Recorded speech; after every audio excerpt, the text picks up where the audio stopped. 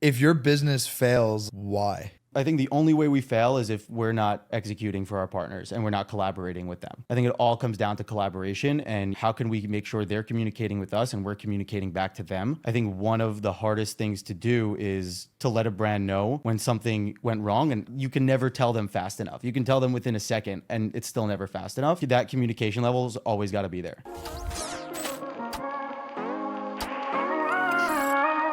David Sitt, an alumni at Columbia Business School, is the founder of Ship Essentials, an e-commerce fulfillment partner that is empowering creators to focus on and grow their businesses like never before. In this episode, we deliver the evolution of Ship Essential from its basement-bound roots and the challenges David faced with the delicate balance between entrepreneurship and parenting, while comparing the business cultures of LA and New York. Welcome back to episode 31 of the Turning Pro podcast. Today we have David Sitt, the founder of Ship Essential. Thanks for joining us today. Thanks, guys. Thanks for coming on, man. So I want to start with origin story because I actually don't think I've heard that whole story. And I know every business has multiple phases to it.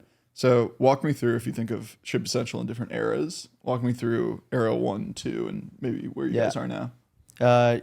Started off, myself working with a lot of brands, just talking to a lot of brands in New York, meeting people and really just hanging out. And the question kept coming up, hey, can you find me a basement space, an office space where I could just do some fulfillment, taking some packages to FedEx, and sort of asking the question, like, what do you do for logistics? Everybody comes up with, hey, I hate my 3PL. And that started us off where I just started touring 3PLs, trying to understand what was going on. And, COVID hit, everyone's starting a brand from their couch. And summer of COVID, a buddy of mine looks at me and he's like, you just got to get started today. So we filled up my truck, took a couple brands inventory, took it to a basement in Midtown and started shipping orders out of the basement in Midtown. No one else was doing anything in COVID. And then, that lasted for a few months. We acquired a small company that was based in Tribeca, which was pretty exciting. Acquired some customers, really started learning, the business model and what these brands need. And, from there, spent a lot of time building the team and growing. And finally, that next phase was moving into a new location in Brooklyn, building on that location. We've doubled in size over there. And, that next iteration is going to be, more expansion, open up in more cities and, continue building the team. There's most of our audiences are kind of like e-com or e-com adjacent. But for folks that aren't in that ecosystem, why do so many brands hate their 3PL? So I asked someone this question yesterday who's more on the operations side. And she just kept responding with the same thing: communication, transparency. Where's my inventory? What's going on? And that's something that we tried to solve for, where it's a very simple solve. Just respond to the email, right? Respond to the question. And it's something that, not a lot of 3PLs do. They weren't built for e-commerce originally. So that modification of their operations really started to change the way they did business. And it's not the way it used to be done. Is there like a unique innovation on the model, or is it just we're faster, great communicators, and it's great quality and there's no secret sauce here? No, I mean, for us, it's really about being in the city and everything that entails. So our brands are doing site visits. We're probably doing, 10 a week or something like that, where, they're just walking in, they're sitting down. Sometimes they'll, start looking at their inventory. How's the team packing it? What's going on?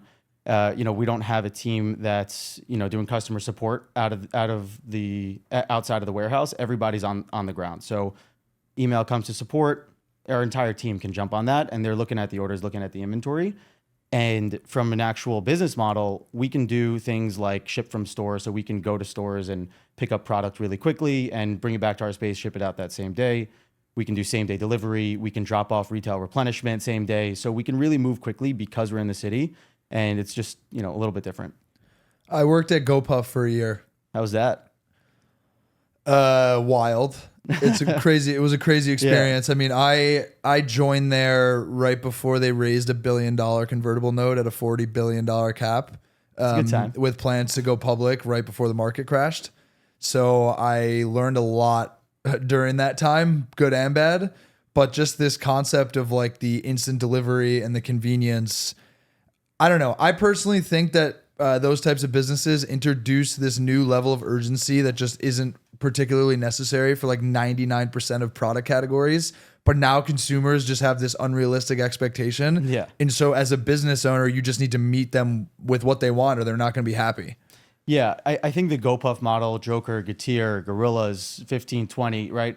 There's a big crew of those companies that came out, and they were in super dense areas focused on that fast delivery. We're shipping globally also, so we can really do it all, and we're not in the middle of the West Village trying to get a location there and then shutting that location off.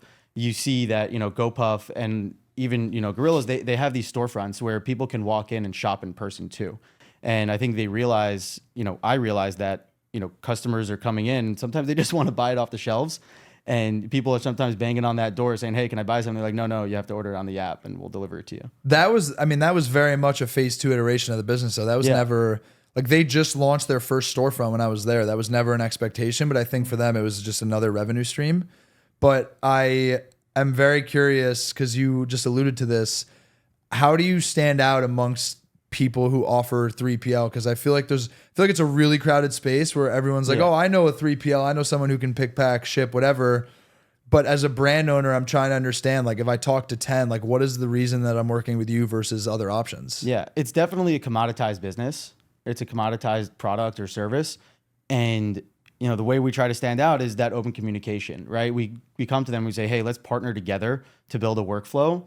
We're not trying to get these brands to work within what we do. We're trying to learn from them, grow with them. And, when we started out, we weren't doing drop shipping. We weren't doing wholesale or retail or, all this inventory management and integrations that we needed to do. And over time, we started to build that in. So, learning from our brands, growing with them and trying to scale up that way.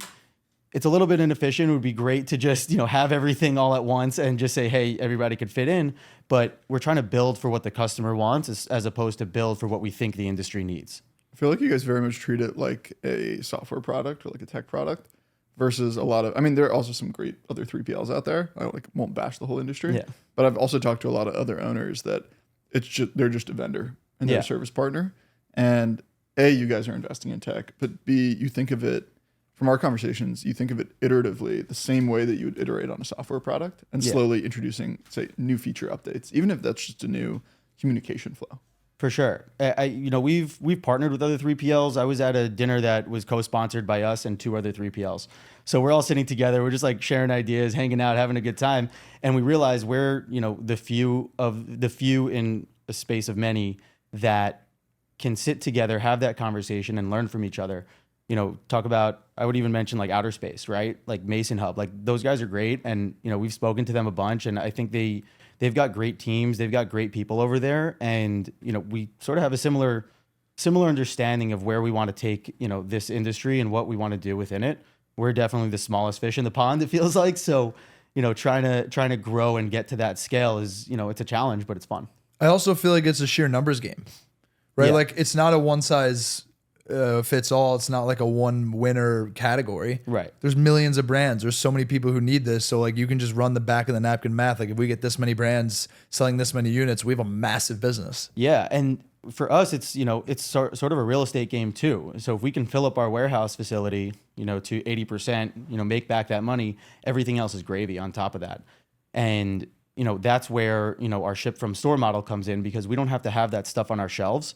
So our real estate gets, more and more valuable and more, revenue generating as we can continue to add more of that type of service. For the ship from store, are you literally sending someone to the store to go get the unit? Yeah, the store staff really puts it aside. And then we have a driver that goes around New York or a couple of drivers that go around New York every day to go pick up from stores. So you have like communication streams with specific stores because you have certain brands that are in there? Yeah.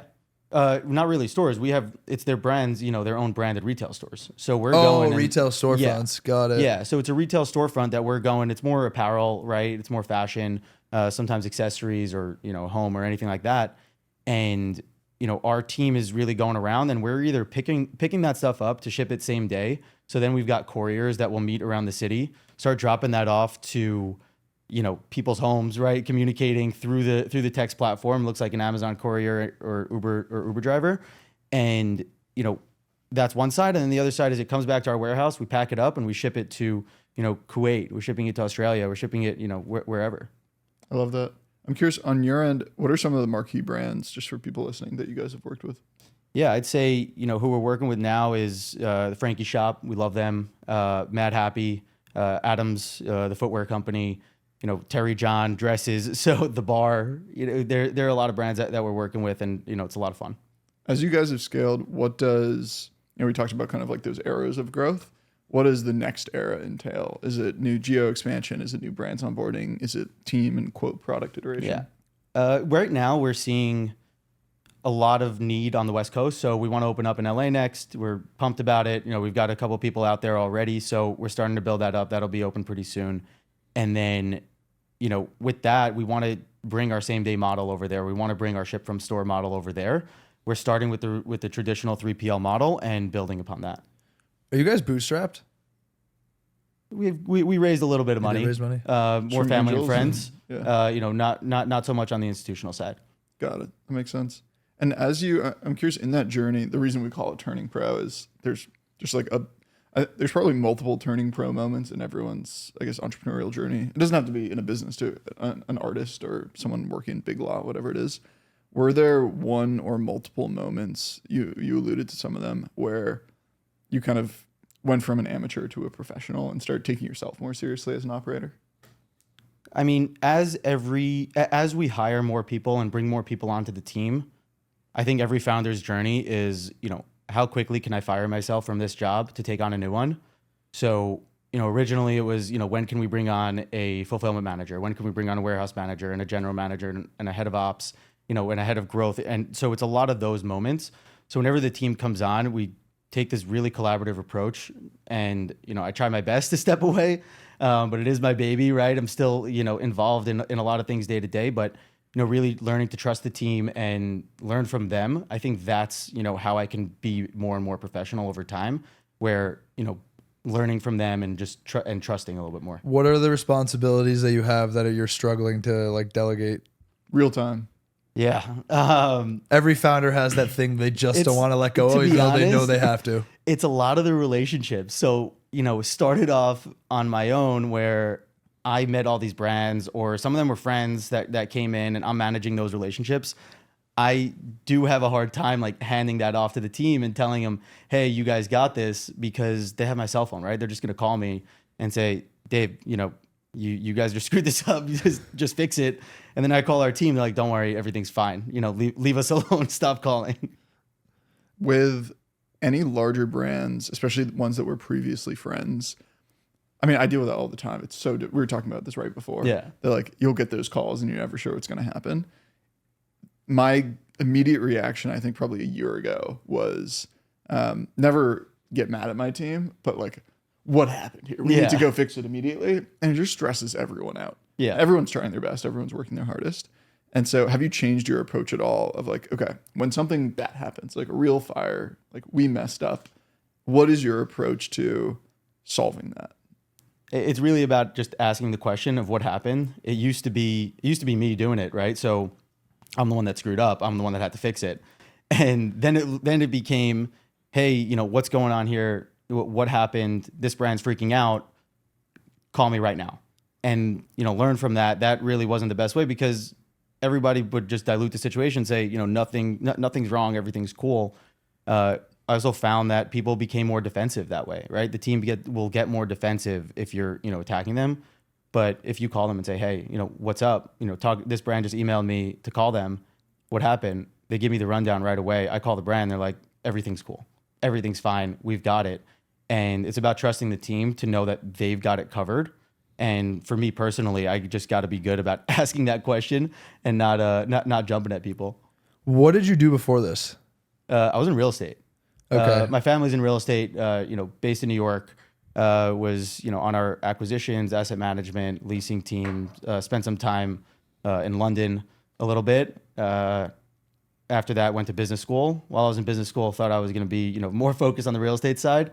And Columbia sort of transitioned that and made me change and think like, okay, let's jump into venture, let's jump into operating businesses and figure this out. We got another Columbia MBA. I know. All right, so you're done with business school. Was it worth it? Business school was awesome. I was 23 when I started. Average age was 28. Straight out of college. Okay. Yeah, that- I got more that's out way of it different. than anybody else, and that was the most fun. And a lot of people started companies. A lot of people did a lot of really cool things. For me, it was like an extension of undergrad. So when you're in business school, nobody realizes like every Wednesday night is a party night. Every Tuesday night's a party night. Every Monday night's a party night. So it's a great time, and just learned a lot from mainly the other students. More than anything else. If you could go back, would you do it the same way you did? Yeah, 100%. That was especially because I got to go in so young. When I was hanging out, with a lot of these guys, diving into business school, I was ready to take tests. My other classmates weren't ready to just be taking tests, right? They're coming out of consulting businesses, consulting careers, or wherever it might be. We had a long conversation on a previous episode about just like business school in 2024. Like, is that still the most valuable thing to do with access to like the internet and resources and how expensive it is? Personally, so many people. I think it has nothing to do with class. I think it's. I mean, you did it, but I Yeah. feel like it's a relationship thing. Yeah, 100%. A lot of the relationships and friends that I've made, out of business school, they're friends, right? We get to hang out, we get to talk about business, we get to refer each other, clients and partners, and just bounce ideas off each other. The best part about it was the relationships, 100%. At what point did you actually fall in love with kind of the game of business? Because I feel like a lot of founders I talk to, myself included, early days, you don't even know enough. You're just trying to make something work. And then I feel like I've been doing this for like almost 3 years, and like only recently, even in my free time, I'm like actually enjoying just thinking about business creation, how to run it, how to delegate, how to hire teams. Was there a point that you were like, oh, this is fun? I think it's like an iterative process for me, because I have like by no means figured anything out. It's sort of, started off, said, okay, something in the 3PL world needs to change. I need to jump in there. And in time that started to evolve. We started negotiating deals to acquire that company. That was a big learning for me, was sort of running that process relatively solo. And just that was the first deal I did like completely alone, right? Didn't have a full underwriting team behind me, didn't have a full, analyst group. And What exactly was it that you acquired? it was a small 3PL in Tribeca. And that really, set us off, on a good path to have customers. And then we jumped in. I had to renegotiate all the contracts with all those customers, had to sign new deals, had to find new brands and continue making deals. And I think that's sort of what I'm starting to learn to love about it. Being able to talk to a brand and say, okay, what do you need? And how can we each get compensated properly for it? Mm-hmm. And I like to look at it as a partnership. I don't want to, screw anybody over, in terms of pricing. I want to be there, and do a great job, obviously get compensated for it, but we want it to first and foremost be a great thing for the customer and, a great experience all around. Yeah. Go ahead. I have a question just about the 3PL model, but like when I hear people like, I have better pricing, can you actually walk me through your ability to like undercut competitors on pricing? Is it just a sheer volume game, or it's also like margin game to like win business, or like what is the actual differentiator? I'd say it's definitely a volume game. If the brand has more volume, we can do more with their volume, right? With their orders. Very simply, think about it like this. If you have to walk over there and grab, 2 hats, it's going to cost you the same as grabbing 1 hat. So for us, that's sort of how we look at the volume side of it. It's also a margin game, right? Sometimes you just want to buy logos. Sometimes they're relationships. Sometimes they're just different pieces to the puzzle that you're trying to figure out.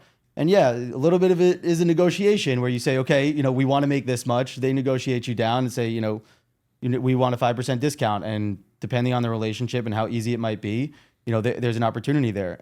A lot of it, talk about undercutting, some of the competitors.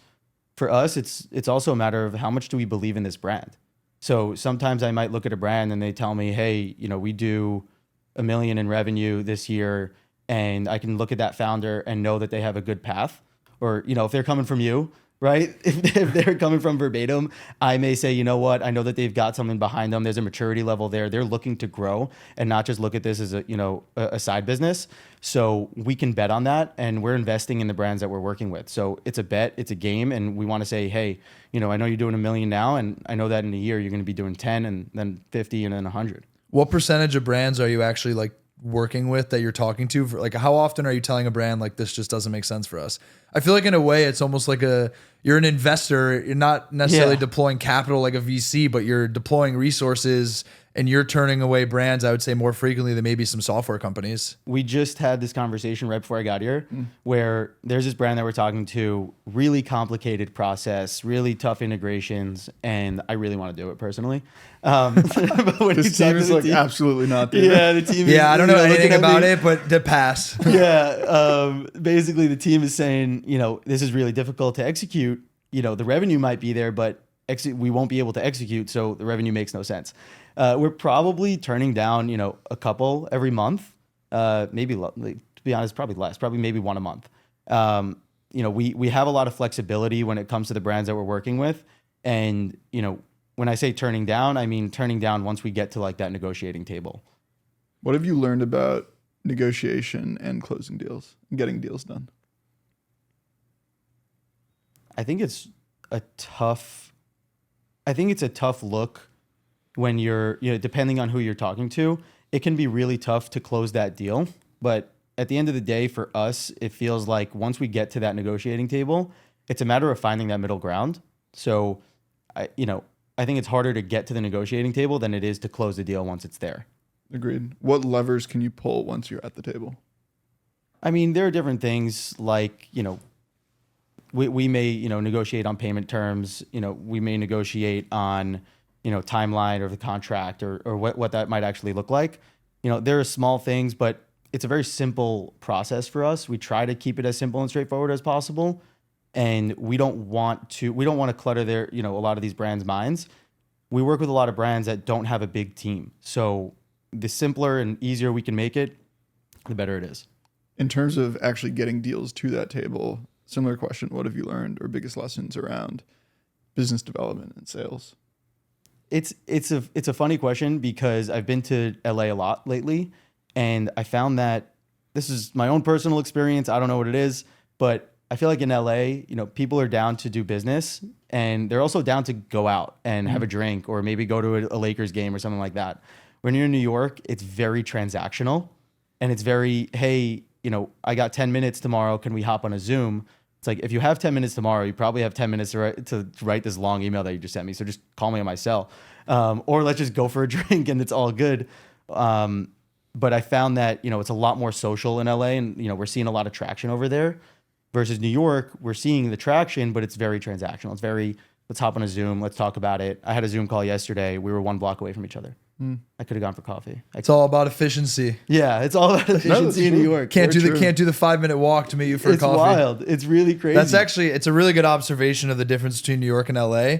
But I think you'll find, if I had to guess, that the volume of interactions is way higher in New York. Yeah. Because people just want to get to the point. Exactly. So you can talk to 10 brands back to back to back. In LA, it's like you go to coffee with one, you get lunch with one, you go to a Lakers game with one. Culver City to Glendale, back to the Staples Center. That's the other thing. Yeah, the Hollywood transportation is not ideal in LA if you're going all over. What about from an acquisition perspective? Like your top of funnel, is it different in New York versus LA in terms of how you're getting in front of brands? Right now, we're doing a lot of cold outreach. Email, cold call, email mostly, and then it's a lot of referrals. We may DM on LinkedIn. LinkedIn's huge for us. Less so Instagram. That's definitely one way that we've been attracting brands and talking to them and sort of meeting them where they are, making it easy for them to check us out, see the link, say hi to us. And then it's referrals. We're finding, a lot of our tech partners and service partners will say, hey, have a brand looking for a new 3PL. You should, talk to them now. Yeah. Tell me more about compounding value of those referrals, because there are some people that I've met 3 years ago that only now are starting to refer business in, or people that I met a year ago that no one referred business in, and all of a sudden 10 deals come in. And so I'm curious from your lens, it's about making sure those relationships are still there. But also, is it ever tough where you meet people and you really vibe and you think there's overlap, and then it only actually starts a couple of years in? Yeah. There was Adams Footwear. Yeah. Great brand. They're awesome. Spoke to them in 2020 and had a quick conversation with them. They were doing fulfillment on their own. Really wasn't the right time. And then they went to another 3PL finally, stopped doing fulfillment on their own in, I think it was October of 2022. And my brother happened to bump into the founder in Soho one day. You know, she was talking about, you know, fulfillment needs and what's going on over there. And he said, just call my brother right now. Wow. And it was really easy for us to do that because we did all the work beforehand. So it took about 2.5 years, but we ended up onboarding that brand. And that's one elevated our operation and allowed us to grow, but it's also allowed us to, you know, acquire that logo and be able to talk through, you know, those capabilities that we've gained by bringing that brand on. And, you know, we talk about this all the time, but, you know, internally, all our brands know other brands. They all know each other. Streetwear is a small world, especially. So, you know, if we can get one brand, work with them, do an amazing job, that can turn into 3, that can turn into 4 brands. I always wonder, in your business, like, do you have people who are asking you for other types of partners where you're referring out, or within fulfillment, is it usually like tech people hear about a brand who needs someone to help ship things, and so it's like, you're the guy? Yeah, I mean, we're definitely getting people who are like, hey, can you just do this like one project here or one project there? And then they say, oh, do you know anybody that can do kitting or, you know, QC or anything like that? Shout out Factored Quality. Shout out Prince. Prince is the OG Turning Pro guest. Oh yeah. Prince actually introduced us. Yes, that's how it started. Yeah. But that's like the perfect example where, you know, we've got a brand who's doing their manufacturing in LA. They might be doing it, you know, in Vietnam or Taiwan. And I can refer them to Prince right away. There's a lot of people who are looking for tech integration help, or, you know, or even just manufacturing help. Sometimes people are like, hey, you know, who does footwear? And I don't know, but I'll figure it out. I'll go to some of our footwear brands and say, you know, who are you working with? And how do I get the connection so I can introduce them to, you know, a fellow partner? I think a big part of it too is when it comes to the compounding nature of those referrals, it's such a huge testament about just like staying in the game. Everyone in startups talks about longevity and you just need to stay in it. But I feel like especially with referrals and especially with long sales cycles where maybe they actually chose a competitor, but 2 years later they want to come work with you. Yeah. You just have to stay in the game and you just need to keep doing it and hopefully doing good work. It's sort of like staying at the blackjack tables in Vegas, you know, just it's a war of attrition. The longer you stay, the more money you lose. No, you got to leave your debit card upstairs. There's no more cash coming out. If your business fails, like, why? I think the only way we fail is if we're not, you know, executing for our partners and we're not collaborating with them. I think it all comes down to collaboration and, you know, how can we make sure they're communicating with us and we're communicating back to them? I think one of the hardest things to do is to let a brand know when something went wrong, and how you can never tell them fast enough. You can tell them within a second and it's still never fast enough. And, you know, that communication level has always got to be there. What does innovation look like in this space? Like, is there a world where it's actually just robots like running around your warehouse, like doing orders? I think there's a level of robots. There's a lot going on in the space in terms of automation. It's not necessarily, you know, robots walking around hand picking product, but, you know, there's a company called AutoStore that is great. They just make bins that are extremely efficient. And then a robot will go pick that bin, and then there's one person at the bottom of that, you know, massive cube of thousands and thousands of bins that is picking those products. So it makes it a lot more efficient to obviously pick the product, but that's one person that can do probably like 30x of what, you know, a normal operation can do. I just think about like the developments with AI as it relates to general software, and so I think about that business being a very people-heavy manual business.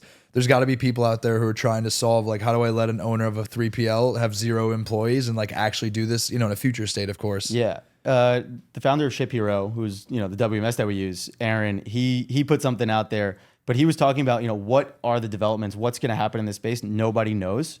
I think it's really difficult. People are trying. You know, a lot of it is just how much information can we get to be smarter, right? How can we make sure that inventory is placed in the right location so that speed can happen, you know, at a faster clip, and you can continue to exponentially grow and expand on that. It's not easy, and it's a space where, you know, a lot of the players in the game are not used to investing in technology, right? Like all these old school warehouse operators, there are, you know, thousands and thousands of 3PLs out there. all these old school warehouse operators are, running an easy business. It's cash flowing. It's simple. Who's the one that's doing the innovation? It's hard to convert those types of, I'd say customers from an AI and tech perspective. Yeah, but isn't that where it becomes like an adapt or die kind of conversation in a future state when there are enough of like tech forward 3PLs that brands are like, I'm going to go here because it's way cheaper and faster and all the Well, other that's things. assuming that the brand is like able to wrap their heads around it themselves. Yeah, it's unit adoption it's on a both high sides. it's a high retention business. So when a brand signs on with us to get their product out of our warehouse, to learn a new system, it's a new software, new system, new people that they need to meet and integrate with and build a relationship with. It's a high retention business and it's really high switching costs. So for them, if it's going well with somebody who's doing it manually and the costs aren't that difficult, things are great. But once they're ready to move on, yeah, I think that they're going to go with somebody who's a lot more efficient and a lot easier. So then what is the most common use case when brands are coming to you knowing that switching costs are really high for them to leave maybe their previous 3PL? Sometimes it's communication and cost. We talk about there are a lot of 3PLs in the fashion space that are out there, and I said this earlier, but it's that communication. It's that we can try to beat them on price to buy that logo, but at the end of the day, if we're not doing a good job, the price really won't make a difference. As you've scaled up to larger and larger brands, Madhappy, Adams, Terry Johns of the world, I'm sure a bunch of others that you were mentioning, in each of those conversations within the sales process, your BD process or final negotiation, you need to show up as your best self in every one of those. And I feel like as you're closing bigger and bigger brands, it can get more and more stressful that you need to show up. So tell me more about the mental aspect behind it, that sometimes you're in these rooms with crazy brands you never thought you'd be in, and you need to be calm and steady and on it, and you can't mess up those conversations. It's not easy. We had a brand right when we were moving to Brooklyn that we had an opportunity with. They were signing with another 3PL. There was potential that we were excited about bringing them in, and we weren't even set up yet. We didn't have the racking. I needed to show up and just look the part, feel the part, do everything and sell a dream, because this was just an empty warehouse space. Spoken like a true founder. Yeah, I'm like, don't worry, everything's gonna be great over here. This is gonna be beautiful. And we sat there and she looked at me and she's like, I totally believe you. Not making the jump right now. Let's talk again next year. Sometimes we're talking to brands and it's on that Zoom call and talk to the team. We sort of prep internally. Have all our ducks in a row. A lot of it is just connecting and building that relationship. And for me, it's just understanding what they need and going back to the team. I now have a team that I can turn to and say, hey guys, what can we do for this brand? Who do I bring in depending on what their needs are? Is it wholesale? Is it retail, tech? What is it that's their biggest pain point? And I bring in that right person, and it's that collaborative effort. It's bringing in the team. But on the days, that all sounds great.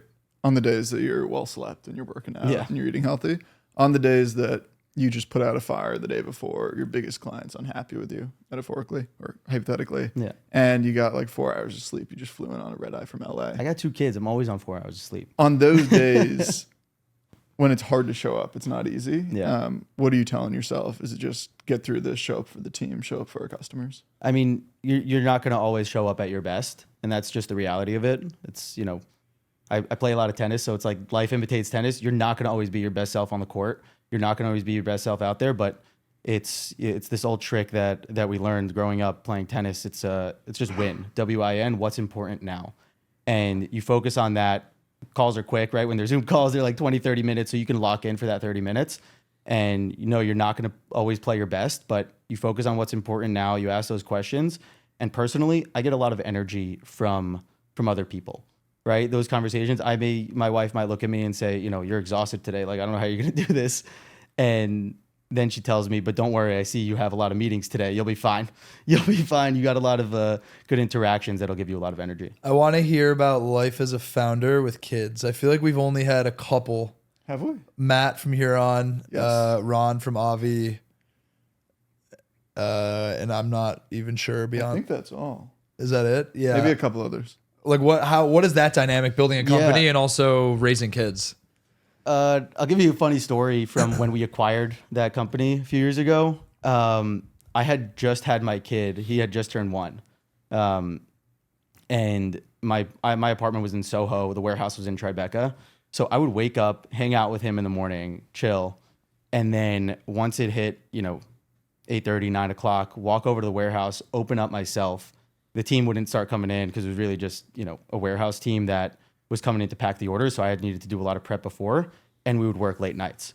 So I would go in, set up the warehouse, set up the operation, either do lunch or dinner with my wife and my son, walk back home. It was like a 7-minute walk. And then once my son was out, once he was out cold, sleeping, 6:30, 7 o'clock, I would walk right back to the warehouse and continue the operation till like 10, 11 o'clock. And my brothers, my wife, my family, my dad, my mom, my sister, they would be so supportive. They'd just start sending us brands. Like they would DM me brands all the time. So it was that energy. It was that feel of like, everything's going to be cool. And then, the fun part is getting to bring the kids into the warehouse, getting them to feel, what I'm doing every day and talk to them. It's tiring. It's exhausting when, your kid comes to your room at 4:30 and says, I had a bad dream. But it's fun. Like that's what it's all about. It's a good time. Has it changed how you think about like prioritizing your time and also just your to-do list, knowing that you have a couple non-negotiables that a lot of other founders don't have? Yeah, I think, I'm definitely flexible with it. That's for sure. Generally in the mornings is when I see my kids. I don't get home till like 8:30, 9 o'clock. So I'll before school, I'll hang out with them. We have like a whole coffee routine that we do together. And then Just little kids drinking espresso. He's got his fake like grinder and espresso machine. I've got mine. And if he had the muscle strength, my 5-year-old almost 5-year-old could really make me an espresso. But like normally it used to be when I was working real estate in the office by 8:30 and, out at probably around 7. Now that time has completely shifted where, my morning time, is the hangout, get to chill, do my thing, come into the city, and then I have a long day, ahead of me after that. Have you just become more efficient with, like, we were talking about, Ben and I do sometimes solo podcasts, and we call them therapy sessions. Yeah. And we were talking about delegation. And I feel like a lot of the phases we're going through right now, because we don't have kids, is learning how to delegate and learning how to empower your team.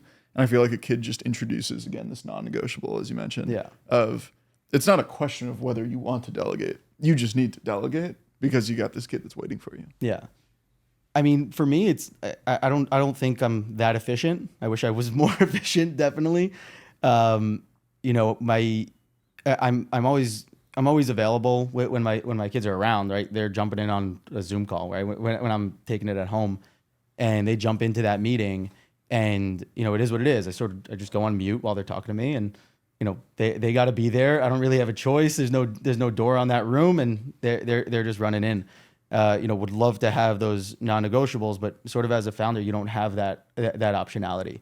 Everything really is up to you. You wake up in the morning, if something's going wrong, you're the one that's trying to really put it out. How do you think about, like, are there any types of resources that you're using to make sure you continue to level up as a founder when you're living in chaos, whether it's like books or podcasts or? Yeah, I mean, I love my podcast. I found that going back to tennis, but my tennis game is always better when I'm reading, which is a really interesting thing. It's a mental game, tennis. So if you can, and the same thing in life, right? There are only so many decisions that you can make. So if you can really train that brain, train your mind to continue to operate that way. So, love my books, love really podcasts in general. What podcasts do you like to listen to? Turning Pro. That's, the best. Should be the number one. Yeah, that's number one. You trained him well before the episode. But I'd say, Farnham Street is probably my favorite podcast. Yeah. Shane Parrish, she's amazing. I'm reading Clear Thinking now. So is it good? That's fun. It's pretty solid. Yeah. That one's great. And, people are sending me podcasts all the time or books to read or, different things like that. I have like my own personal Notion where I have all the books that I read and I try to do notes on them. And sometimes they have tags that like finished without notes and like I got to go into the Kindle and search it. But definitely reading has helped my brain stay sharp and stay calm and stay clear. Are there any non-negotiable habits that you need to have in your day in order to be at least semi-present and awake during calls, hanging out with your kids, staying present? Yeah, I mean, when I wake up in the morning, it's like athletic greens automatically jump into that, the Huberman thing. RIP. Yeah. Yeah. So, jump into that, that's that's my morning. It's not a non-negotiable. Obviously, got to jump into different things, but generally I'm making coffee every day, and that really helps me. And then as the day goes on, definitely I try to take those breaks. I try to take like a 30-minute break, go for a walk, go grab lunch or something, and yeah. It's crazy how the difference in my mental psyche after a walk, especially without a podcast in or without music in. One of the best things I've been doing recently to make sure, like after the day, when my roommate's back or my girlfriend's over, I have friends over, to make sure I'm actually present with them and not thinking about the last Slack or email that I got. Even just a 10-minute walk at the end of calls, even if I have a little work after, it's just one of the best bookends to like, okay, I'm going to start the next phase of my day or my evening. That's definitely one of the things I swear by, but I feel like once between calls would work too. Yeah. When I was trained, I did the marathon a few years ago. And when I did it, I was, listening, I had my AirPods in, and, as the runs got longer, once I started doing 6, 8, 10, 12 miles, the runs got longer and my AirPods kept dying. So I stopped having music to really run with. That's my guy right there. Which was great. You're going to love Ben. It helped. It was awesome. I was like, Dude, if you go listen to every Turning Pro episode, there's probably at least 4 episodes where I talk about how I don't run with headphones. Yeah, I wish I could run more. Like I play a lot of tennis, so it's like I stopped running as much since the marathon. Like that was such a painful experience. But like, I went for a run on Friday and I came out of it. I said, "Oh, this is a good feeling. I feel great right now." Without headphones. Yeah, they died on the way. Does it just clear your head? Yeah, it was like 2 miles, so it was a quick one, and it was just a good way to clear my head right before sales call, right? So I was able to lock in and have that conversation, a little bit sweaty, but really locked in and really in the conversation. I did a 16 miler like a week and a half ago with no headphones, and it's just like you get into a flow state much faster, I think, and it's kind of on you to either accept it and embrace it or be so miserable in it that you just stop. Yeah, I mean, I used to do runs with calls. No so, way. My friends would call me while the horrible, AirPods were in, man. and I'd answer because I'm like, Oh, yeah, where are okay. you guys? Friends, fine. I Yeah, thought you were about to be like, no. like sales calls. I do like a 2 mile like zone 2 Breathing run. heavily. And Yeah, just like hyperventilating. we only have a few minutes left, Yeah. but I'm curious on your end, especially within the apparel space that you specifically operate in, are there any brands over the next handful of years that you really want to work with, that you're really impressed by? Could be the quality, just the design. I mean, we were talking about the Lady White Co. Like, I love them. Like, I want them to, continue to grow. I don't know them too well, but, spoke to the founder a couple of times while I was in the store. I don't think he even knows my name, but I was like, love Lady White Co. Want to continue. I know you had like Max Eagleman on here. Love that brand. There are a lot of brands that are out there. It's like an APC or, Kate, there are a lot of women's fashion brands that are out there too that, we just love. Is it the design, the quality, or just even knowing the team and how good operators they are? Personally, it's sort of the quality of the product. Like I think of every single brand that we work with, I have at least one product. And some of them were from after we acquired them as a customer. Some of them are from way before. Like Adams, I had their socks and I was using their masks in COVID. And their masks. Yeah, they were oh my great. God. So it's really, what would I shop? And that's sort of how I look at it. We want to work with all different kinds of brands. But at the same time, the dream brands are the ones that you shop at, whatever it is. I love it. Anything you want to cover? No, I think I'm good. Hell yeah, man. Speaking of that camera, tell people where they can find you. Yeah, you can find us at shipessential.com or David J. Sitt on Instagram or Twitter or something like that. But yeah, hit me up. I'm around. Thanks, guys. Hell yeah, thanks for coming on. All right. This is great. All set?